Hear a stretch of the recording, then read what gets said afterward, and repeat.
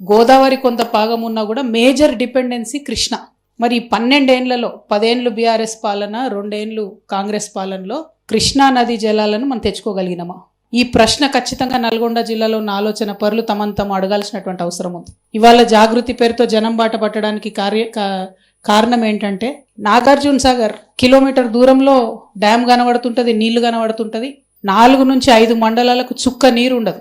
Nellikal lift, చిన్న lift అయిపోతే 25,000 ఎకరాలకు 4 మండలాల ప్రాంతంలో నీళ్ళు వస్తాయి. అడిగేటోడే లేదు. 12 ఏళ్ళు అవుతుంది. 2024లో వరదొచ్చి కొట్టుకపోయింది. అది కొంచెం 2 ఏళ్ల నుంచి ఏం పని అయితలేదు. అంతకుముందు కాంగ్రెస్ గవర్నమెంట్ కేసీఆర్ గారిని తిట్టిపోసింది, ఏం పనులు అయితలేవు మా నల్గొండలో, ఏం పనులు అయితలేవు మా నల్గొండలని. మరి మీరు వచ్చి 2 ఏళ్ళు అయింది కదా, సమస్యలు తీరినాయా? బీఆర్ఎస్ ఉన్న సమస్యలు ఉన్నాయి, కాంగ్రెస్ వచ్చిన సమస్యలు ఉన్నాయి. అంటే మాకు అర్థమైంది, తెలంగాణ జాగృతి నుండి అడిగే వాళ్ళు ఒకరు ఉండాలి, నిరంతరం ప్రభుత్వాల మీద ఒత్తిడి పెట్టే వాళ్ళు ఒకరు ఉండాలి.